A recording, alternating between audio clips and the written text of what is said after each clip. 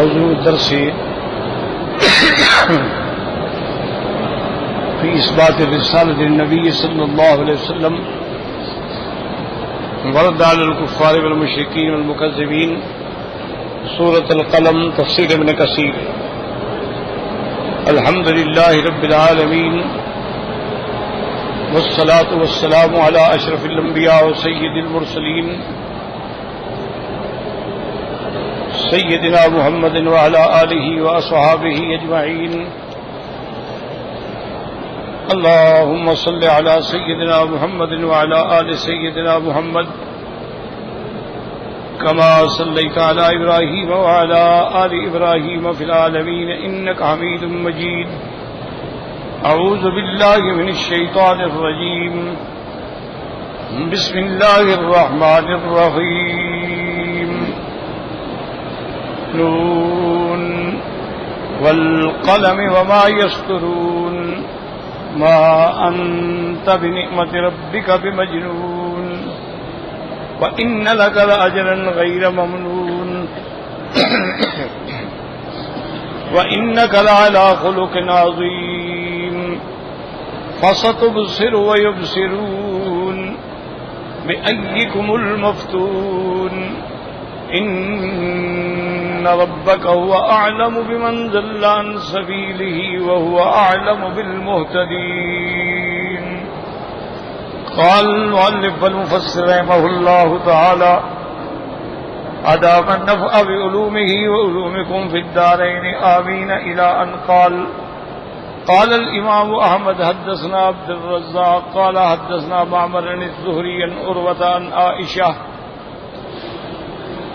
عن عائشة رضي الله تعالى عنها قالت ما ضرب رسول الله صلى الله عليه وسلم بيده خادما له قط ولا ضرب امرأة ولا ضرب بيده شيئا قط إلا أن يجاهد في سبيل الله ولا خير بين شيئين قط إلا كان أحبهما إليه أيسرهما حتى يكون إثما فإذا كان إثما كان أبعد الناس من الإثم ولا انتقم لنفسه من شيء يؤتى إليه إلا أن تنتهك حرمات الله فيكون هو ينتقم لله عز وجل.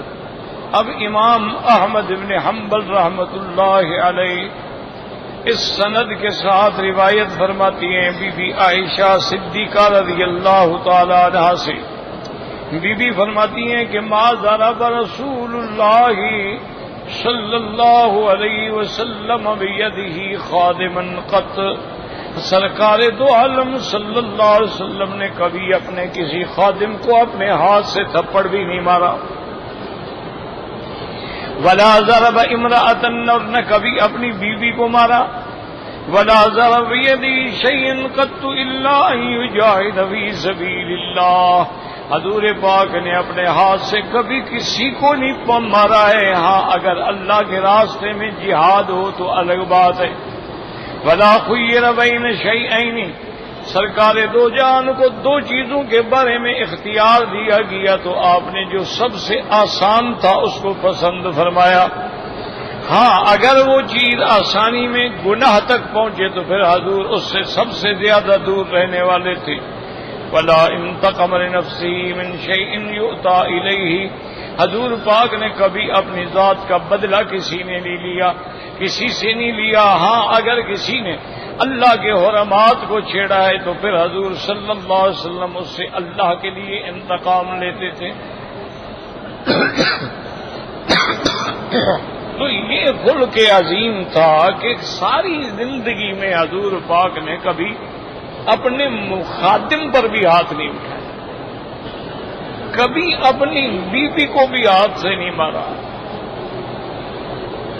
تو یہ خلق عظیم کے مثالیں تھیں. حتیٰ کہ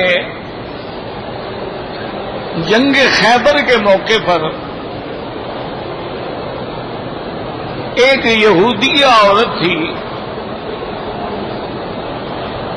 اس بدبخت نے کیا کیا کہ بکری کے سرکار دو علیہ وسلم بکرے کی اگلی چوڑے جو تھے وہ بڑے پسند تھے،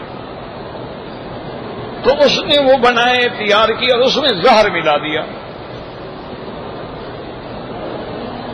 حضور صلی اللہ علیہ وسلم کی خدمت میں ہدیہ بھیجا، صحابہ بھی موجود ہیں، کھانا آیا، ہدیہ آیا، اور حضور کی پسندیدہ چیز تھی۔ تو حضور صلی اللہ علیہ وسلم نے صحابہ سے کہا بھی بسم اللہ کریں کھائیں، تو صحابہ نے بھی لیا۔ حضور پاک نے بھی ایک اس سے گوشت کی ایک بوٹی توڑ کے منہ میں رکھی، اور اس کے بعد اللہ کی وحی آ گئی کہ آپ بالکل نہ کھائیں، اس کے اندر زہر ہے۔ حضور پاک نے نکال کے پھینک دی، لیکن صحابہ کھا چکے تھے، تو اس کا انجام یہ ہوا کہ صحابہ تو شہید ہو گئے۔ وہ اتنا سریع الاثر زہر تھا کہ فوراً موت واقع ہوئی۔ اللہ نے اپنے پاک پیغمبر حضور صلی اللہ علیہ وسلم کو بچا لیا۔ اب حضور نے اس عورت کو بلایا کہ یہ تم نے کیا کیا؟ اس نے کہا کہ سب سے پہلے تو آپ مجھے یہ بتائیں کہ آپ کو کیسے پتہ چلا کہ اس میں زہر ہے؟ آپ نے فرمایا کہ اس بوٹی نے جو میں نے اٹھا کے منہ میں رکھی، تو اس بوٹی نے بھی بات کی کہ میں مسموم ہوں، مجھے نہ کھائیں آپ۔ یہ معجزہ تھا حضور صلی اللہ علیہ وسلم کا۔ اس نے کہا ہاں یا رسول اللہ، واقعی میں نے زہر ملایا ہے، اور اس لیے ملایا ہے کہ اگر تو آپ اللہ کے سچے نبی ہیں تو آپ بچ جائیں گے، اور خدا نہ کرے اگر آپ سچے نبی نہیں ہیں تو چلو زہر سے آپ کا فیصلہ ہو جائے گا۔ تو حضور پاک نے فرمایا کہ دیکھو تم نے اعتراف جرم بھی کر لیا ہے، جہاں تک میری ذات کا تعلق ہے تو میں بدلہ نہیں لیتا، لیکن میرے صحابہ شہید ہوئے، اس کے بدلے میں تمہارا قصاص کیا جائے۔ تو حضور صلی اللہ علیہ وسلم نے ساری زندگی کبھی اپنی ذات کے لیے کسی سے بدلہ نہیں لیا۔ تکلیفیں پہنچائی گئیں، رحمت دو جہاں کو اتنا ستایا گیا۔ سیدہ عائشہ رضی اللہ تعالیٰ عنہ فرماتی ہے کہ میں نے حضور سے خود پوچھا تھا کہ یا رسول اللہ، آپ اپنی زندگی کا مجھے کوئی ایسا واقعہ سنائیں، کوئی ایسی بات بتائیں جس میں آپ کو بڑی پریشانی ہوئی ہے۔ آپ نے فرمایا عائشہ، جب میں مکے والوں سے مایوس ہو گیا تو میں طائف کی طرف روانہ ہوا کہ طائف میں بڑے بڑے قبیلے ہیں، بنو ثقیف ہیں، ان کو جا کے اللہ کی توحید کی دعوت دوں گا، شاید ان میں کوئی اللہ کے نام کو ماننے والا نکل آئے۔ لیکن انہوں نے بھی میری عزت نہ کی، میری قدر نہ کی، میری بات نہ سنی، بلکہ طائف کے آوارہ لڑکوں سے کہا کہ حضور پاک نعوذ باللہ آپ کو ستائیں اور آپ کو طائف سے نکالیں۔ تو لڑکوں نے مجھے پتھر مارے، میرے پاؤں مبارک سارے خون سے بھر گئے۔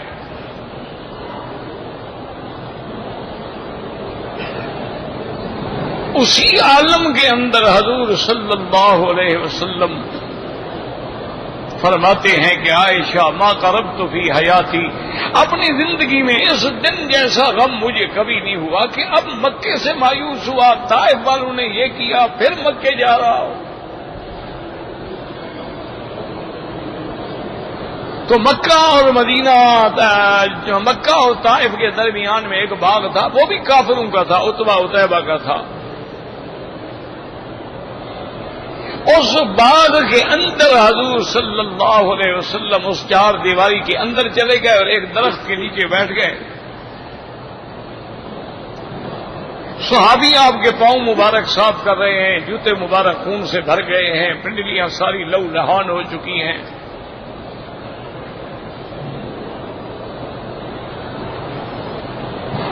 تو صحابی سے برداشت نہ ہوئی، اس نے کہا کہ یا رسول اللہ، انک لرسول اللہ، آپ اللہ کے رسول ہیں، اور ان ظالموں نے یہ کیا ہے، آپ ان کے لیے بد دعا کریں کہ اللہ ان پہ اپنا عذاب نازل کرے۔ حضور صلی اللہ علیہ وسلم نے جو دعا کی، فرمایا اللہم اہد قومی فإنہم لا یعلمون، میرا اللہ میری قوم کو ہدایت دے، تیرے پیغمبر کو نہیں پہچانتے۔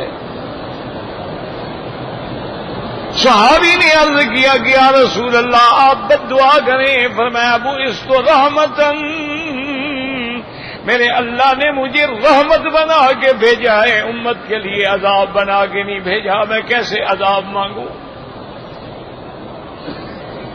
مجھے اللہ نے فرمایا وما ارسلناک الا رحمۃ للعالمین، تو اللہ نے مجھے سراپا رحمت بنا کے بھیجا ہے، میں ان کو بد دعا نہیں کر سکتا، ان کی ہدایت کے لیے دعا کرتا ہوں۔ ہو سکتا ہے یہ مسلمان نہ ہوں، لیکن ان کی آنے والی نسلوں میں کوئی مسلمان پیدا ہو جائے۔ اور عتبہ عتیبہ بھی اس وقت اپنے باغ میں موجود تھے، انہوں نے بھی پہچان لیا، جانتے تھے۔ انہوں نے اپنے خادم سے کہا کہ ایک پلیٹ کے اندر انگوروں کے گوشے رکھو اور ٹھنڈا پانی لے کے جاؤ، ہمارا دشمن ہے لیکن ہمارے باغ میں آیا ہے۔ انہوں نے کہا ٹھیک ہے، ہماری حضور سے دشمنی ہے، وہ ہمارے خداؤں کو برا کہتا ہے، وہ ہمارے آباء و اجداد کے دین کو جھٹلاتا ہے، لیکن ہمارے گھر میں آئے ہیں، ہمارے باغ میں آئے ہیں، اخلاق بھی تو کوئی چیز ہوتی ہے نا۔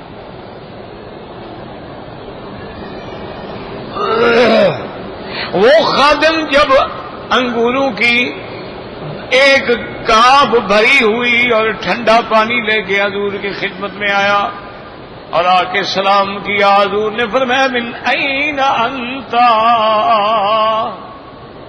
آپ نے فرمایا اے خادم تم کہاں سے ہو، تم مجھے قریشی تو نہیں لگتے؟ انہوں نے کہا یا رسول اللہ انا من نینوا، میں نینوا کے رہنے والا ہوں، عتبہ عتیبہ کا ملازم ہوں۔ آپ نے فرمایا تم اس جگہ کے رہنے والے ہو جہاں یونس ابن متیٰ میرا بھائی تھا؟ اس نے کہا حضور آپ یونس ابن متیٰ کو جانتے ہیں؟ ہم نے کہا اللہ کا نبی تھا،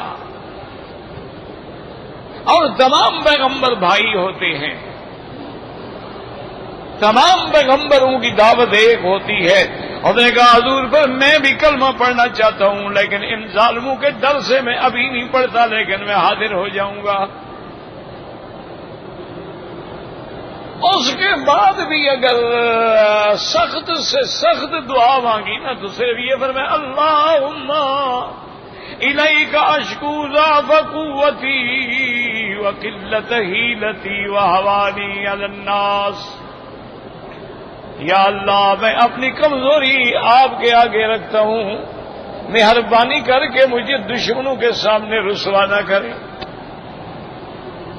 تو یہ حضور پاک کا اخلاق عظیم تھا کہ ساری زندگی حضور صلی اللہ علیہ وسلم نے کبھی اپنے جانور کو بھی نہیں مارا، انسان تو بڑی چیز ہے، کبھی خادم کو بھی نہیں مارا۔ حضور صلی اللہ علیہ وسلم نے کبھی دشمن کو بھی نہیں مارا۔ ہاں اللہ کے لیے جہاد کرنا ہو تو الگ بات ہے۔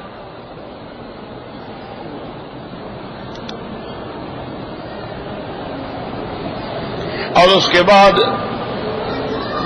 بی بی عائشہ صدیقہ نے یہ روایت بیان فرمائی، وقال الامام احمد حدثنا سعید بن منصور قال حدثنا عبد العزيز بن محمد بن عجلان عن القعقاع بن حكيم النبي صالح النبي هريرة رضي الله تعالى عنه قال قال رسول انما بعثت لأتمم صالح الاخلاق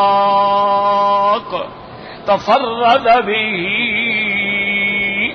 اس کو امام احمد نے روایت کیا، حضرت ابو ہریرہ راوی ہیں کہ حضور نے فرمایا اللہ نے مجھے بھیجا اس لیے کہ میں اخلاق کے جتنے اعلیٰ مدارج ہیں ان سب کو تمام کر دوں، پورا کر دوں۔ یہاں ہے مصالح الاخلاق، اور ایک حدیث میں انما بعثت لأتمم مکارم الاخلاق۔ اب اگلی آیات میں تحدید ہے، اللہ فرماتے ہیں فَسَتُبْصِرُ وَيُبْصِرُونَ بِأَيِّنَا بأيكم المفتون فستعلم يا محمد صلى الله عليه وسلم وسيعلم مخالفوك وكذبوك من المفتون الظالمين ومنهم وهذا كقوله تبارك وتعالى سيعلمون غدا من الكذاب الأشر.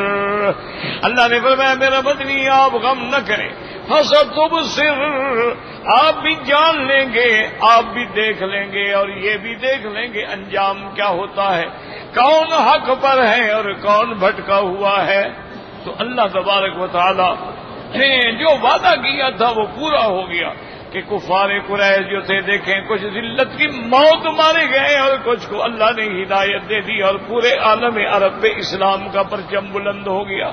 اس لیے اللہ نے فرمایا فَسَتُبْصِرُ وَيُبْصِرُونَ. جیسے دوسری آیت میں اللہ نے فرمایا میرا محبوب آپ کو جھوٹا کہنے والے سَيَعْلَمُونَ غَدًا، یہ جان لیں گے کل یعنی قیامت کو، مَنِ الْكَذَّابُ الْأَشِرُ، کون ہے جھوٹا. اسی طرح اللہ پاک نے فرمایا وَإِنَّا أَوْ إِيَّاكُمْ لَعَلَىٰ هُدًى أَوْ فِي ضَلَالٍ مُّبِينٍ. آپ نے فرمایا کافروں سوچ لو، غور کر لو، قیامت کا دن آنے والا ہے، پھر پتہ لگ جائے گا ہم ہدایت پہ ہیں کہ تم ہدایت پہ ہو، کون ہدایت پہ ہے اور کون گمراہی پہ ہے. اس میں کوئی شک نہیں، جب قیامت ہوگی تو اب کافر بھی خود مان لیں گے فاعترفوا بذنبہم، اقرار کر لیں گے فسحقا لأصحاب السعیر. قال ابن جریج کا بعد بھی حاضر استعلم یوم القیامہ. حضرت ابن عباس فرماتے ہیں یعنی آپ بھی اور یہ بھی قیامت والے دن جان لیں گے. وقالوا فی بعض ایکم المفتون المجنون، کہ کون دیوانہ ہے کون عقل سے فارغ ہے، یہ بھی جان لیں گے میرے مدنی. حقیقت جو ہے وہ کھل کے سامنے آ جائے گی. وقضا قال مجاہد وغیرہ وقال قتادہ وایکم المفتون ای اولا بالشیطان. اور حضرت قتادہ فرماتے ہیں ایکم المفتون، وہ کون ہے جس کو شیطان نے فطرے میں ڈالا ہوا ہے. ومعنى المفتون ظاہر ای الذی قد افتتن الحق والله عنہ. مفتون کا معنی جو ظاہری ہے وہ یہ ہے، مفتون اس کو کہتے ہیں جو راستے سے گمراہ ہو گیا، حق سے ہٹ گیا. وَإِنَّ وَعْدَ الْبَاءِ فِي قَوْلِ بِأَيِّكُمْ الظَّالِمِينَ الْفِيلِ فِي قَوْلِهِ تَعَالَى فَسَتُبْصِرُ وَيُبْصِرُونَ. ابو بکر فرماتے ہیں کہ یہاں با داخل کی گئی ہے. اللہ تبارک و تعالی نے فرمایا بِأَيِّكُمُ الْمَفْتُونَ، کیونکہ تضمین فعل پہ دلالت کرے. فَسَتُبْصِرُ وَيُبْصِرُ وَتَقْدِيرُ فَاسْتَعْلَمُوا فَسَتَعْلَمُ وَيَعْلَمُونَ أي فَسَتُخْبِرُ وَيُخْبَرُونَ بِأَيِّكُمُ الْمَفْتُونُ وَاللَّهُ تعالی أعلم. اور آخر میں اللہ فرماتے ان ربک هو اعلم بمن ضل عن سبیلہ وهو اعلم بالمهتدین. اي هو يعلم تبارك وتعالى الفريقين منكم ومنهم المهتدين ويعلم الاهتداء الحق. اللہ تبارک و تعالی جانتے ہیں کہ تم دو میں سے کون حق پہ ہے اور کون گمراہی پہ ہے، کون ہدایت پہ ہے اور کون ضلالت پہ ہے. اللہ تعالی سب کچھ جانتے ہیں اور اس کے مطابق میرا اللہ فیصلہ فرمائیں گے. آگے اللہ پاک نے اپنے ہدایات جاری فرمائے، آداب الہی جاری ہوئے. فرمایا فلا تطع المکذبین ودوا لو تدہن فیدہنون ولا تطع کل حلاف مہین ہماز مشاء بنمیم مناع للخیر معتد اثیم عتل بعد ذلک ظنیم ان کان ذا مال وبنین اذا تتلى عليه آیاتنا قال اساطیر الاولین سنسمه على الخرطوم. یقول تعالیٰ کما انعمنا علیک وآتیناک الشرع المستقیم والخلق العظیم. میرے مدنی اللہ پاک فرماتے ہیں کہ جیسے میں نے تم پہ انعام کیا ہے، تمہیں شریعت عطا فرمائی، اسلام عطا فرمایا، نبوت عطا فرمائی، خلق عظیم عطا فرمایا، اب اس کا تقاضا یہ ہے کہ آپ کسی جھوٹے کی بات کی اطاعت نہ کریں. فلا تطع المکذبین. ودوا لو تدهن فيدهنون قال ابن عباس لو ترخص لهم فيرخصون. حضرت ابن عباس فرماتی ہیں اس کا معنی یہ ہے وہ یہ چاہتے ہیں کہ اگر تم نرم ہو جاؤ تو وہ بھی نرم ہو جائیں گے. وقال مجاہد ودوا لو تدهن تركن الى آلهتهم وتترك ما انت عليه من الحق، یعنی وہ یہ چاہتی ہیں تم ان کے خداؤں کی طرف تھوڑی رعایت کر دو، مائل ہو جاؤ تو وہ تمہارے لیے نرم ہو جائیں گے. ثم قال تعالی ولا تطع كل حلاف مهين حماز مشاء بنمیم. علماء نے لکھا کہ مکے والوں نے حضور پاک صلی اللہ علیہ وسلم کے ساتھ درخواست کی تھی کہ یا رسول اللہ آپ ہمارے آلیہ کو گالیاں نہ دیں، ہم آپ کے بارے میں کوئی بات نہیں کریں گے. حضور نے فرمایا ظالمو، میں نے تو کبھی کسی جانور کو بھی گالی نہیں دی تو میں کسی کے آلیہ کو کیا گالی دوں گا. لیکن جب میں یہ کہتا ہوں یہ پتھر ہیں، یہ نفع نقصان کے مالک نہیں ہے، یہ حقیقت ہے، یہ گالی تو نہیں ہے. تم اس کو گالی سمجھو تو تمہارا کلام خراب ہے. جیسے آج بھی کہو نا جی پیر نفع نقصان کا مالک نہیں کہتے، پیروں کا منکر ہے جی، گالیاں دیتا ہے، وہ بھی یہی کہتے ہیں. ورنہ حضور پاک نے کبھی گالی نہیں دی، بلکہ اللہ نے فرمایا وَلَا تَسُبُّوا الَّذِينَ يَدْعُونَ مِن دُونِ اللَّهِ. اللہ نے فرمایا میرا مدنی ان لوگوں کے جھوٹے خداؤں کو بھی کبھی برا نہ کہیں ورنہ تیرے سچے خدا کو وہ برا کہیں گے. تو حضور پاک نے تو لیکن حضور فرماتے تھے کہ تم کیا افرأیتم اللات والعزی ومناۃ الثالثۃ الاخری. حضور فرماتے تھے ظالموں کیا یہ لات عزی خدا کے مقابلے پہ لے کے آتے ہو، کیا کر رہے ہو، یہ کیا ہے؟ وہ کہتے دیکھا گالی دیتا. اللہ پاک فرماتے حضور کہتی الکم الذکر ولہ الانثی، یعنی اندازہ کرو کہ تم فرشتوں کو اللہ کی بیٹیاں کہتے ہو، اپنے لیے بیٹے پسند کرتے ہو، خدا کے لیے بیٹیاں چنتے ہو، یہ کیسے فیصلے کر رہے ہو؟ تو اس لیے ورنہ حضور پاک نے کبھی کسی کو گالی نہیں دی ابداً. اللہ نے فرمایا ولا تطیع المکذبین ودوا لو تدہن فیدہنون. اگر آپ ڈھیلے ہو جائیں وہ بھی ڈھیلے ہو تو اس سے سبق ملا کہ توحید کے مسئلے پہ کوئی لاکھ لچک دکھائے آدمی کبھی ڈھیلا نہیں ہونا چاہیے، کھری بات کرے. توحید کا تو معنی ہی یہی ہے نا کہ لا کی تلوار چلے اور ہر باطل کا سر کٹ جائے. توحید کا معنی یہی ہے. دیکھو دنیا کے اندر کبھی منفی دعویٰ نہیں ہوتا، یاد رکھو. دعویٰ ہمیشہ مثبت ہوتا ہے، منفی تو نہیں ہوتا. دیکھو نا میں دعویٰ کروں گا کہ یہ اینک میری ہے، یہ دعویٰ. اب یہ تو کوئی دعویٰ نہیں، میں دعویٰ کروں کہ یہ اینک میری نہیں ہے، یہ بھی کوئی دعویٰ ہے. تو ہمیشہ دعویٰ مثبت ہوتا ہے، لیکن کلمہ شہادت کی ابتدا ہی نفی ہے کہ لا الہ، پہلے نفی کرو کہ کوئی معبود برحق نہیں مگر اللہ، نفی پہلے کرو. اسی طرح نفی پہلے کرو قل یا ایھا الکافرون لا اعبد ما تعبدون، میں نہیں عبادت کرتا ان کی جن کی تم عبادت کرتے ہو، جن کی تم منتیں مانتے ہو، جن سے تم پکارتے ہو، جن سے تم مدد مانگتے ہو. لا اعبد ما تعبدون، یعنی جب تک نفی نہیں کرو گے اس بات ہوگا ہی نہیں. توحید کا معنی ہی یہ ہے کہ سب غیر کو دل سے نکالو، ما سوا اللہ سے رشتہ توڑ کے ایک اللہ سے رشتہ جوڑ لو. تو اس لیے اللہ پاک نے فرمایا میرا بدری آپ ان کی باتیں کبھی نہ سنیں، آپ حق پر ہیں، آپ حق کی دعوت دیتے رہیں. جو مان لے گا الحمدللہ اس کا فائدہ ہے، نہیں مانے گا وہ خود جہنم میں جائے گا. اور اس کے بعد فرمایا ولا تطع كل حلاف مہین. حلاف مانا بہت قسمیں کھانے والا، مہین مانا حقیر. ولا تطع كل حلاف مہین وذلك ان الكاذب لذوبه ومهانته انما يتقى بايمانه الكاذبه التي يجترئ بها على اسماء الله تعالى واستعمالها في كل وقت في غير محلها.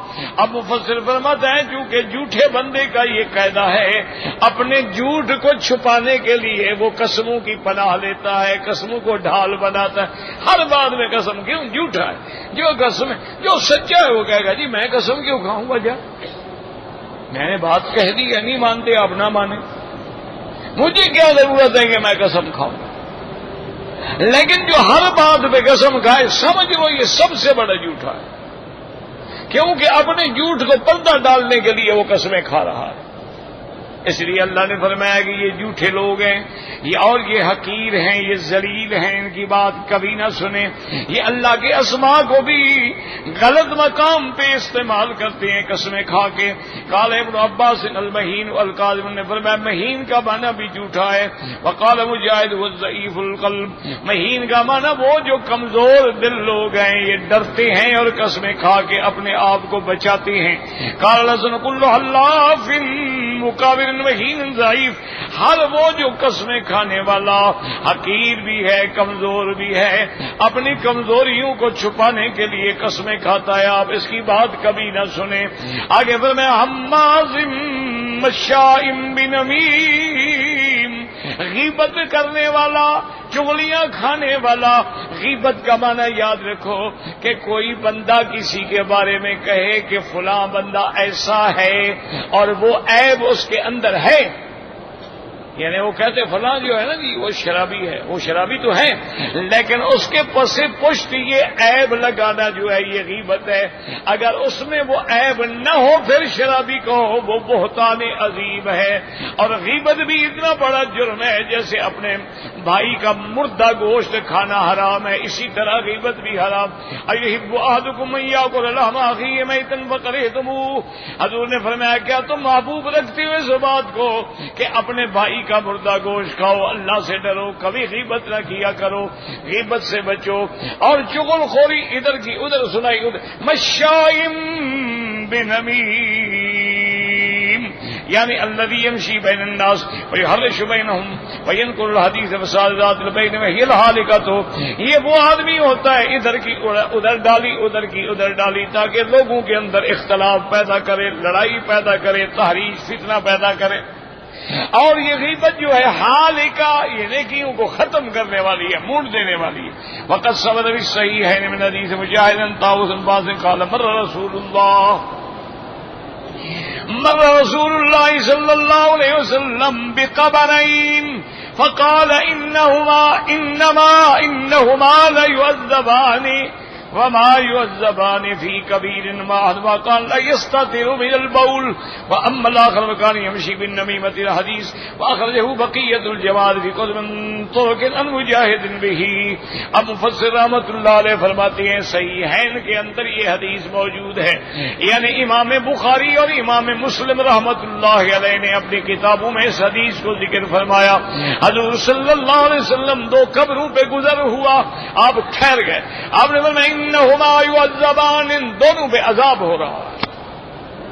تو اس لیے یاد رکھو کہ عذاب قبر جو ہے وہ حق ہے اور اس کا انکار کرنا جو ہے گمراہی ہے. ائمہ اربعہ کا اتفاق ہے کہ عذاب القبر حق لا ينکرہ الا ضال او مضل. عذاب قبر حق ہے, اس کا انکار کرنے والا خود گمراہ ہے, لوگوں کو بھی گمراہ کرنے والا ہے. اب اس سے بڑی شہادت کیا ہے, حضور خود قبر پہ کھڑے ہیں اور فرمایا انہما یعذبان, ان دونوں کو عذاب ہو رہا ہے. اس سے بڑی گواہی کیا ہو سکتی؟ یہ جو ہمارے بعد لوگ کہہ دیتے ہیں نا کہ جی نہیں وہ تو عالم برزخ کی بات ہے اور عالم روح کو عذاب ہوتا ہے, اس قبر میں تو کچھ نہیں ہوتا. تو یہ کتنی صریح غلط بات ہے. صحیح ہے ان کی حدیث ہے, خود سرکار دو جہاں اوپر کھڑے ہیں فرمانے ان کو عذاب ہو رہا ہے. اور پھر حضور پاک نے فرمایا اما احدہما وکان لا یستتر من البول, ایک جو ہے وہ تو اس کو تو عذاب اس لیے ہو رہا ہے کہ وہ پیشاب کے چھینٹوں کا خیال نہیں کرتا تھا. پیشاب کرنے گیا, چھینٹے وینٹے ادھر ادھر پڑ گئے, خیال نہ کیا. اور دوسرا فرمایا وہ ہے جو چغل خوری کرتا تھا، اس وجہ سے ان پہ عذاب ہو رہا۔ تو ایک مسئلہ تو ہمیں یہ ملا کہ عذاب قبر جو ہے وہ حق ہے۔ اچھا، اسی طرح سے اسی حدیث میں، یہاں اختصار ایک حدیث میں ہے، حضور پاک نے پھر ایک صحابی کو حکم دیا، اب میں سامنے جو درخت ہے نا کھجور کا، اس سے ایک چھڑی لے آؤ۔ وہ ایک چھڑی کاٹ کے لیا ہے، حضور نے اس کے 2 ٹکڑے کیا، ایک کو ایک کی قبر پہ گاڑ دیا، دوسرے کو دوسرے کی قبر پہ گاڑ دیا۔ اور آپ نے فرمایا کہ مجھے اللہ سے امید ہے کہ جب تک یہ چھڑیاں تازہ ہیں اور رطب ہیں، خشک نہیں ہوتی ہیں، یہ اللہ کا ذکر کریں گی تو اللہ کے ذکر کی وجہ سے ان پر عذاب جو ہے وہ تخفیف ہو جائے گا۔ تو یہ بھی حضور پاک نے خود کیا۔ لیکن ایک مسئلہ یہاں یہ بھی سمجھنے اب مشکل تو یہ ہے نا کہ ہر مسئلے میں اب جو ہمارے دوسرے بھائی ہیں نا، وہ انہی حدیثوں کو استدلال کے طور پہ لاتے ہیں۔ ایک تو وہ یہ استدلال کرتے ہیں نا کہ دیکھو جی حضور پاک کو علم غیب تھا، ورنہ آپ نے کیسے بتایا کہ ان قبر والوں کو عذاب ہو رہا ہے؟ اور دوسرا پھر یہ بھی بتا دیا کہ عذاب کیوں ہو رہا ہے، کہ یہ بندہ پیشاب کے قطروں سے نہیں بچتا تھا اور یہ چغل خور تھا۔ تو اس کا معنی ہے علم غیب ہے، تو یاد رکھو یہ علم غیب نہیں ہے، یہ اطلاع علی الغیب ہے۔ اللہ چاہتے ہیں تو اپنے پیغمبر پہ بات کھول دیتے ہیں، ورنہ حضور لاکھوں قبروں سے گزرے تو کبھی نہیں بتایا۔ تو اگر اللہ چاہیں تو اپنے انبیاء کو بھی خبر دے دیتے، اولیاء اللہ کو بھی خبر دے دیتے، ان پہ وہ بات کھول دیتے۔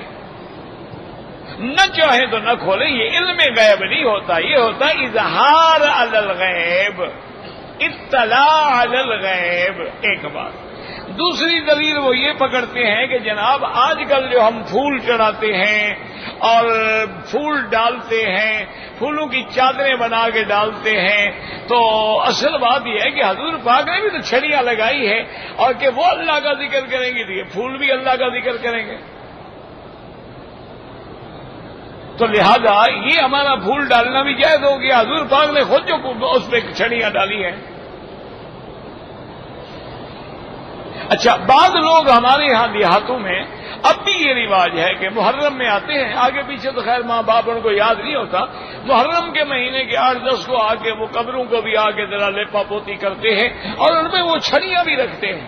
اچھا، بعض وہاں دال وال بھی ڈالتے ہیں، بھی گوشت تو ہم کھائیں گے نا، مردوں کو دال ہی دو نا جان چھڑاؤ۔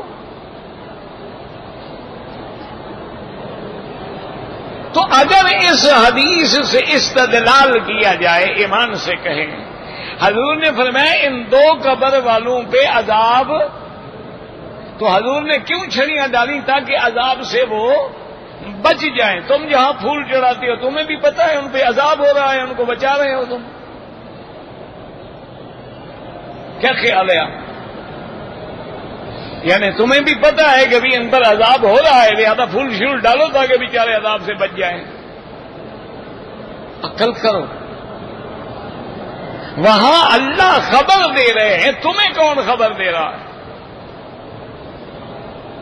اچھا، اگر تمہارے عقل میں یہ حدیث آ گئی ہے تو حضور کے لاکھوں صحابہ نے نہیں سمجھی کہ بعد میں وہ بھی قبروں پہ جا کے درخت لگا دیتے،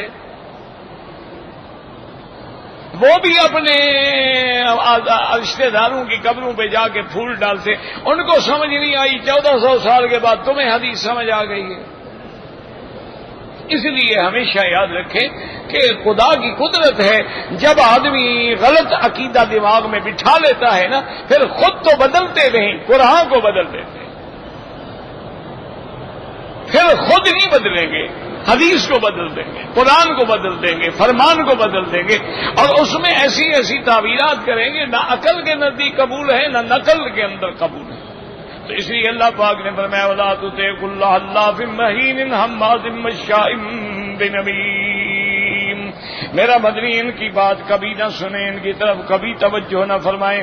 وقال الامام احمد حدثنا ابو معاویہ قال حدثنا مشن ابراہیم ان حمام بن حذیفہ قال سمعت رسول اللہ صلی اللہ علیہ وسلم یقول لا يدخل الجنة قطات، فرماتے ہیں میں نے خود حضور پاک سے سنا ہے، آپ نے فرمایا چغل خور جنت میں نہیں جائے گا۔ یاد رکھو نہیں جائے گا مانا اول مرتبہ نہیں جائے گا، ورنہ آخر مسلمان تو ہے، وہ کلمہ پڑھتا ہے، ایک نہ ایک دن تو جنت جائے گا، سزا بھگت کے جائے گا، لیکن جائے گا۔ من قال لا الہ الا اللہ دخل الجنہ، تو معنی یہ ہوتا ہے کہ اول وہلے میں نہیں جائے گا۔ اور اس کے بعد فرماتے رواہ الجماعہ الا ابن ماجہ من طریق ابراہیم بن بہ وحدثنا عبد الرزاق قال حدثنا الثوری بن منصور ابراہیم بن حمام بن حذیفہ قال سمعت يقول لا يدخل الجنة قطات، یعنی نمام چغل خور۔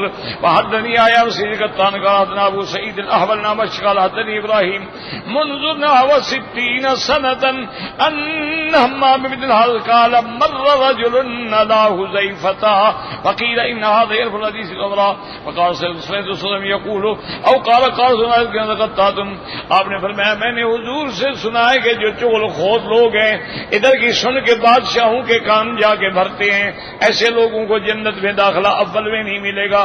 وقال احمد بن الشام قال حمادی واصل الاحدب عن ابي وائل قال بلغ حذيفة عن رجل انه ينم الحديث، آپ کو پتہ لگا کہ ایک شخص ہے جو چغل خوری کرتا ہے۔ قال سمعت رسول اللہ صلی اللہ علیہ وسلم يقول لا يدخل الجنة نمام، آپ نے فرمایا سن لو چغل خوری کرنے والا جو ہے وہ جنت میں نہیں جائے گا۔ وقال الامام احمد بن عبد الرزاق قال اخبرنا معمر عن ابي خشيم شعر بن حوشب عن اسماء بنت يزيد بن السكن رضي الله تعالى عنها ان النبي صلى الله عليه وسلم قال الا اخبركم بخياركم قالوا بلى يا رسول الله قال الذين ذكر الله عز وجل، حضور پاک نے فرمایا کہ آؤ میں تمہیں بتلاؤں کہ اچھے لوگ کون ہوتے ہیں، اللہ کے محبوب کون ہوتے ہیں۔ صحابہ نے عرض کیا بتلائیں یا رسول اللہ، آپ نے فرمایا جن کے دیکھنے سے اللہ کی یاد تازہ ہو جائے، جن کی صحبت میں اللہ کی یاد تازہ ہو جائے، جن کی صحبت میں بندے کی اصلاح ہو جائے اور اس کا دل جو ہے وہ اللہ تعالیٰ کی طرف مائل ہو جائے۔ ثم قال الا اخبركم بشراركم المشاؤون بالنميمة المفسدون بين الأحبة الباغون للبراء العنت، آپ نے فرمایا میں بتلاؤں تم میں سے سب سے برے لوگ کون ہیں؟ آپ نے فرمایا برے وہ ہیں جو چغل خوریاں کرتے ہیں، دوستوں کو لڑاتے ہیں، لوگوں میں فساد پیدا کرتے ہیں اور گناہوں سے بری لوگوں پہ تہمتیں لگاتے ہیں، وہ سب سے برے لوگ ہیں۔ حضور صلی اللہ علیہ وآلہ وصحبہ وسلم تسلیما کثیرا۔ ورواه ابن ماجہ عن سوید بن سعید عن یحییٰ بن سلیم عن ابن خثیم وقال الامام احمد حدثنا سفیان بن ابی حسین شرموش بن عبد الرحمن بن غنم یبلغ به النبی الخیار عباد اللہ الذین ذکروا ذکر اللہ، اللہ کے وہ بندے سب سے افضل ہیں جن کے دیکھنے سے اللہ کی یاد تازہ ہو جائے۔ وشرار عباد اللہ المشاؤون بالنمیمۃ المفرقون بین الاحبۃ الباغون للبراء العنت، آپ نے فرمایا اور برے لوگ وہ ہیں جو چغل خوریاں کرتی ہیں، دوستوں کو لڑاتی ہیں، فساد پھیلاتے ہیں اور جو بری لوگ ہیں ان پہ تہمتیں لگاتے ہیں۔ واللہ اعلم۔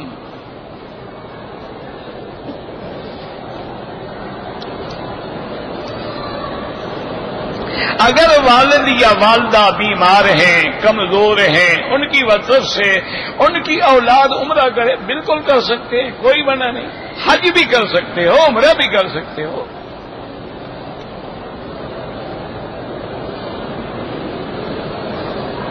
کہتے جی کہ بعض علماء نے لکھا ہے کہ زمزم پینے کا طریقہ یہ ہے کہ کھڑے ہو کر قبلہ رخ ہو کے زمزم پیا جائے۔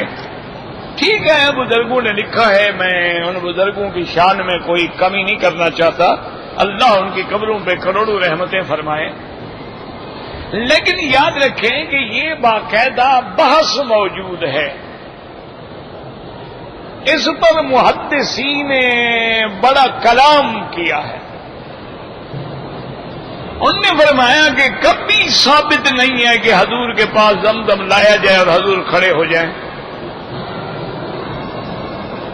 حضور سے کھڑے ہو کے پینا ثابت ہے. اس کی وجہ یہ تھی کہ حضور خود کھڑے تھے کنویں مبارک پہ، اور اس زمانے میں ڈول کھینچے جاتے تھے اور ہاتھ یوں کر کے پانی پیا جاتا تھا، تو نیچے سارا پانی تھا، بیٹھنے کی جگہ نہیں تھی. اس وجہ سے حضور صلی اللہ علیہ وسلم نے کھڑے ہو کے پانی زمزم کا پیا ہے. اچھا، اب حکم یہ ہے ہر حدیث میں کہ کھائیں پیئیں تو بیٹھ کے کھائیں پیئیں، کھڑے ہو کے نہ کھائیں، کھڑے ہو کے نہ پیئیں. اب اس سے ثابت ہوتا ہے حضور کھڑے ہوئے، تو اس کو دو جواب. ایک تو علماء نے کہا کہ حضور مجبور تھے، بیٹھنے کی جگہ نہیں تھی، اور دوسرے علماء نے اس کو یوں جمع کیا ہے کہ افضل تو یہ ہے کہ بیٹھ کے پانی پیا جائے، لیکن اگر کوئی زمزم کھڑے ہو کر پی لے گا تو اس پہ گناہ نہیں ہوگا کہ حضور سے کھڑے ہو کے پینا بھی ثابت ہے. لیکن یہ معنی نہیں ہے کہ جب زمزم آئے تو کھڑے ہو جاؤ. حضور صلی اللہ علیہ وسلم مدینہ منورہ کی زندگی میں باقاعدہ زمزم منگواتے تھے. حضور کے لیے مکہ شریف سے باقاعدہ ہدیہ زمزم جاتا تھا، لیکن کسی حدیث میں ثابت نہیں کہ جب زمزم آتا حضور کھڑے ہو جاتے پینے کے لیے. تو اس لیے جمعاً بین الحدیثین کہ وہ مجبوری تھی، یا یہ ہے افضل یہ ہے کہ بیٹھ کے دائیں ہاتھ سے 3 سانس لے کے پئیں اور باقاعدہ بسم اللہ الرحمن الرحیم ہر سانس پہ الحمدللہ، اور اس کے بعد اللہ سے دعا کریں. اور وہ دعا صرف بیماری کی نہیں ہے، زمزم پینے کے بعد جو بھی دعا کرو اللہ قبول فرماتے ہیں. صحیح حدیث ہے میرے مدنی سرکار کی رحمت دو جہاں کی کہ ماء زمزم لما شرب لہ، کہ پانی زمزم کا جس غرض کے لیے پیو گے اللہ پوری کرے گا. حضرت سفیان ابن عیینہ بہت بڑا محدث ہے، امام ہے حدیث کے. وہ فرماتے ہیں کہ میں زمزم کے کنویں پہ آیا پانی پینے کے لیے، تو ایک آدمی نے پانی پیا، اور پانی پینے کے بعد کہنے لگا کہ یا اللہ تیرے نبی کی سچی حدیث ہے کہ ماء زمزم لما شرب لہ، کہ زمزم جس غرض کے لیے پیو دعا قبول ہوتی ہے. میں اس لیے پی رہا ہوں کہ آج مجھے سفیان ابن عیینہ کہیں مل جائیں اور آپ کی 100 حدیثیں مجھے سنائیں. تو فرماتے ہیں اس نے دعا ختم کی تو میں نے ہاتھ پکڑا، میں نے کہا تمہاری دعا تو منظور ہو گئی، میں سفیان ابن عیینہ، آؤ چلو میں تمہیں حدیثیں سناؤں. تو زمزم جو ہے وہ تو جس کام کے لیے آپ پیئیں، صرف شفا تو ہے ہی ہے نا جی. شفا آپ نے فرمایا طعام و طعم و شفا و سقم، کہ زمزم جو ہے کھانے کا کھانا بھی ہے اور بیماری کا علاج بھی ہے. اور پھر اصل بات میرے بھائی یہ ہے کہ جب یقین ہوگا نا تب اثر. اب مشکل یہ ہے ہم زمزم بھی پیتے ہیں، بیماریاں بھی ہماری ٹھیک نہیں ہوتی ہیں. وجہ کیا ہے؟ ہمارا ایقان ہی نہیں، یقین ہی نہیں، وہ ارتقاض نہیں ہوتا ہے جو ہونا چاہیے تھا. اس وجہ سے اس کا صحیح نتیجہ نہیں نکلتا ہے. ورنہ زمزم تو زمزم ہے، اس میں کوئی شک ہے. بلکہ یاد رکھو کہ علماء نے لکھا ہے کہ زمزم کا پانی جو ہے وہ جنت کے پانی سے بھی افضل ہے. اور علماء ایسے نہیں لکھتے، انہوں نے کہا حضور کا جب سینہ مبارک کھولا گیا تو جبریل علیہ السلام ہر چیز جنت سے لے آئے، پانی نہیں لائے، پانی زمزم سے بھرا. تو اگر پانی جنت کا افضل ہوتا تو جبریل پانی لاتے ہوئے تھک تو نہ جاتا نا. معلوم ہوا کہ یہ پانی افضل تھا جنت کے پانی سے. اور پھر یہ بھی علماء نے اس پر ایک اور دلیل بھی قائم، انہوں نے فرمایا جنت کے پانی جو ہیں وہ تو پیدا ہوئے ہیں نا، کون حکم ہوا ہو گئے. لیکن یہاں تو جناب ایک پیغمبر تڑپ رہا ہے، حضرت اسماعیل کے پاؤں ہیں، حضرت جبریل کا پر ہے، اور پھر میرے مدنی نے ڈول میں اپنا لعاب بھی ڈالا ہے. یہاں تو 3 نعمتیں اکٹھی ہو گئی ہیں، تو لہذا یہ پانی تو افضل ہے.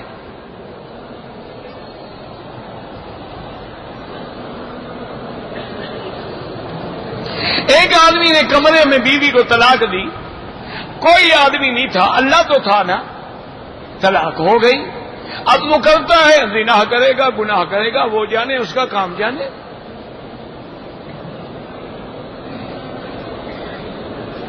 بریلوی مولوی ہو یا دیوبندی ہو، طلاق بلا ہے، طلاق ہے۔ حضور نے فرمایا ثلاث جدہن جد وحضرہن جد، النکاح والطلاق والعتاق، تین چیزیں مذاق میں بھی کہو تو ہو جاتی ہے طلاق، یعنی بیوی سے مذاق کر رہا ہو تب بھی طلاق ہو جائے گی۔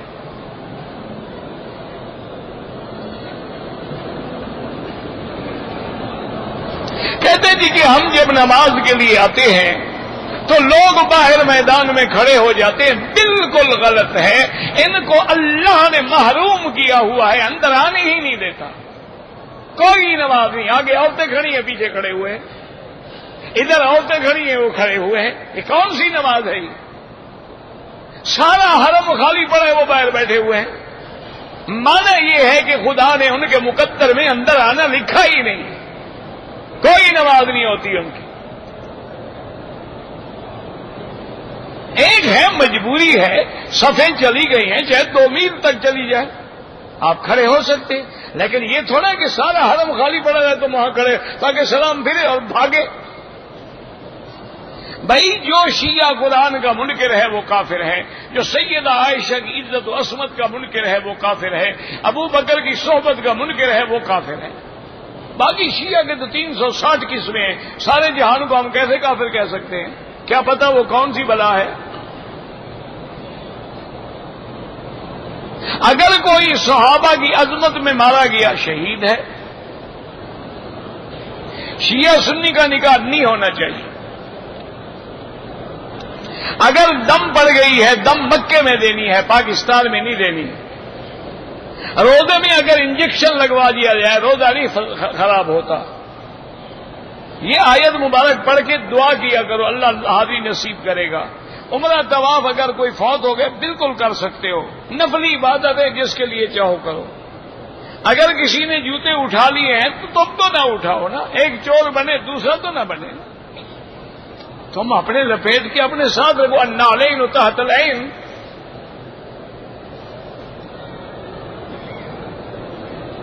اگر سرکاری طور پر عدالتوں کے ذریعے تنسیخ کرائی جائے وہ نہیں ہوتی، وہ انگریزی قانون ہے۔ اگر عدالت اسلامی ہو، قاضی باقاعدہ اس کو بلائے گا پھر فیصلہ کرے گا۔ یہ تو یک طرفہ ڈگریاں کرا کے گھر بیٹھ جاتے ہیں، کوئی جب تک خاوند طلاق نہ دے وہ اس کے نکاح سے نہیں نکلے گی۔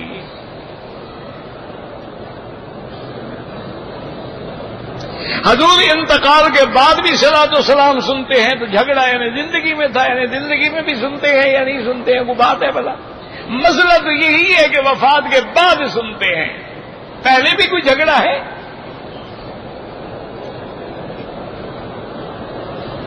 قرآن مجید کو سر کے نیچے رکھنا اگر بے ادبی مراد ہے تو بالکل گناہ ہے، وہ سرانا ہے تمہارا۔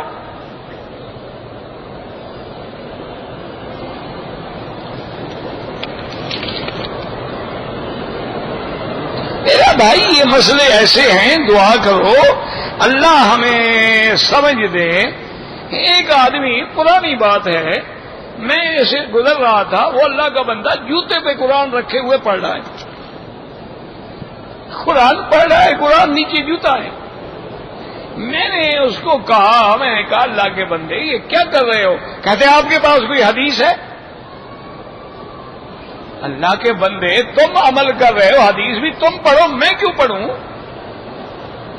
یہ کتنی بڑی بات ہے بھائی، جو دعویٰ کرے گا تو دلیل وہ لائے گا، تمہارا عمل ہے، تم یہ حدیث میں دکھاؤ کہ بھی ایسا کرنا جائز ہے، میں کیوں حدیث پڑھوں؟ نہیں جی آپ کے پاس کوئی حدیث ہے؟ میرے ہاتھ میں تھے جوتے، میں نے اس کے سر پہ رکھ دی۔ دادی جی کیا؟ میں نے کہا تمہارے پاس کوئی حدیث ہے تمہارے سر پہ جوتے نہ رکھوں؟ میں نے کہا اب سمجھ آ گیا مطلب؟ ہاں جی اب سمجھ آ گیا۔ مجھے اچھا ہوا، میں نے کہا نہ آتا تو مجھے اور طریقہ بھی آتا ہے، ابھی تو صرف میں نے رکھے ہیں نا، پھر مارنا بھی میں جانتا ہوں، بلوچ آدمی ہے تو میرا کام ہے لڑنا بھیڑنا۔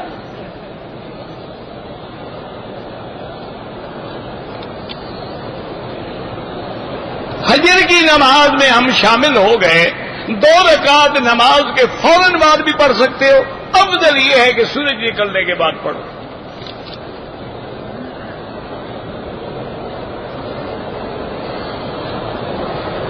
پتہ نہیں کیا ہے. ایک صحابی نے سنت پر پتہ نہیں کیا کوئی پڑھا ہی نہیں جاتا. یہاں پر 20 رکعتیں تراویح ہوتی ہیں, یہاں پر نہیں جناب 1400 سال سے 20 ہوتی ہیں.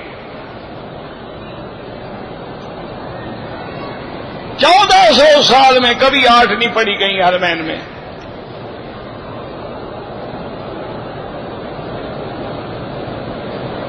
اگر میری اولاد نافرمان ہے میں ان کو جائیداد میں حصہ نہ دوں, کیوں نہ دو جناب؟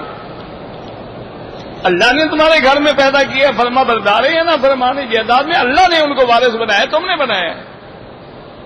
یعنی ایک انہوں نے نافرمانی کی, تم ان کا حصہ کھا کے جہنم میں جانا چاہتے ہو. اچھی بات ہے.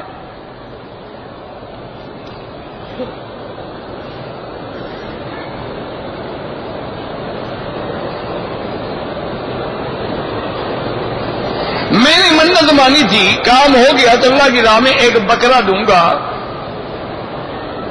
پتہ نہیں تو بکرا دو بس, اور کیا ہے. اشراق کی نماز کا جو وقت گھڑیوں میں لکھا ہوا ہے اس کے 15 منٹ بعد وقت ہوتا ہے. جنازے کی نماز میں ایک تکبیر نہ ہو تو جب امام سلام پھیرے آپ جلدی جلدی اللہ اکبر سلام پھیر لیں. طواف کے دوران موبائل استعمال کریں, بالکل جی فلمیں بنائیں, اسٹیڈیو ہے, کوئی اللہ کا کعبہ تھوڑا ہے. بالکل حرام ہے. طواف اللہ کے ذکر کے لیے ہے, موبائل کے لیے ہے.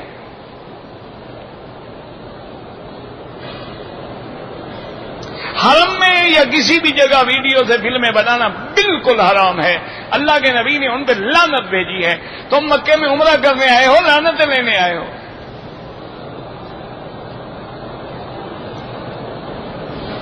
طواف کرنے والے کو بھی ثواب ملے گا, جس کے لیے کہ اس کو بھی ثواب ملے گا. اگر دوران طواف کوئی دینی بات پوچھنی ہے تو پوچھ لو, یہ تھوڑا ہی قصے کہانیاں کرتے رہو. دوران طواف نظر نیچے رکھو. اگر کوئی آدمی کام نہیں کرتا ہے اس کا رزق ملے گا, رزق تو ملے گا, لیکن اللہ نے یہ بھی تو حکم دیا ہے نا کہ تم آوارہ آدمی نکمے بن کے نہ بیٹھو, اٹھو کام کرو.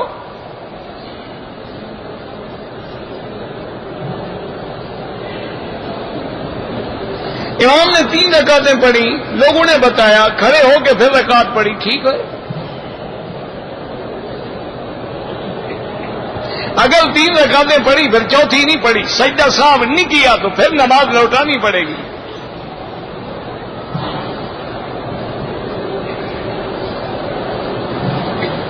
میں نے طواف کا چکر شروع کیا جہاں سبز قسم کے پٹے ہیں, سبز قسم کا پٹا تو کہیں نہیں ہے.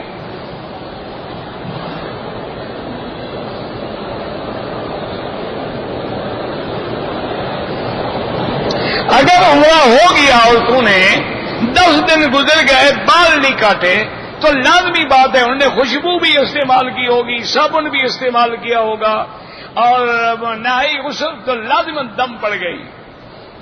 اور بال بھی کاٹیں, جب تک نہیں کاٹیں گی وہ احرام میں ہیں.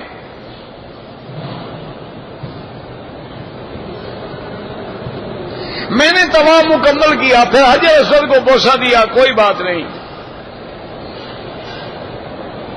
عورتیں رکوع سجود کریں بالکل کریں, لیکن سجدے میں دونوں ٹانگیں ایک طرف کر کے زمین کے ساتھ زیادہ مل جائے. جتنا وہ بدن چھپائیں گی اتنا اجر زیادہ ہوگا.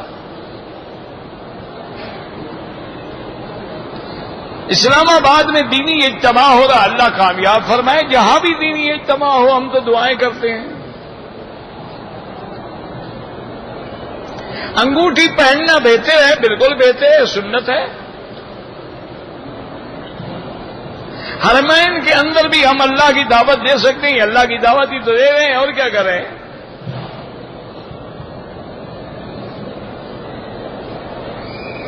میں نے عمرہ کیا تھا, بال نہیں کٹوائے, پھر تیسرا عمرہ کیا تو بال کٹوائے, دم پڑ گئی.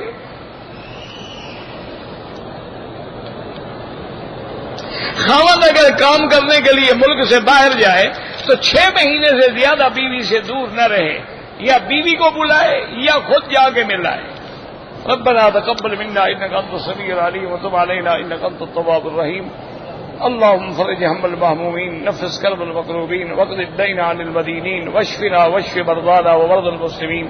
یا اللہ بیماروں کو شفا عطا فرما، بے حیاؤں کو حیا عطا فرما، بے دینوں کو دین عطا فرما، بے اولادوں کو اولاد عطا فرما، قرض داروں کے قرض ادا فرما، جن کا رزق تنگ ہے ان کے رزق میں برکتیں عطا فرما. یا اللہ عالم اسلام کی عزت کا فیصلہ فرما. یا اللہ مسلمان جس ملک میں ہیں ان کی جان مال آبرو عزت کی حفاظت فرما. ربنا آتنا فی الدنیا حسنۃ وفی الآخرۃ حسنۃ وقنا عذاب النار. صلی اللہ تعالی علی خیر خلقہ سیدنا محمد وعلی آلہ وصحبہ اجمعین. اللهم صل علی سیدنا محمد وعلی آل سیدنا محمد کما صلیت علی ابراہیم.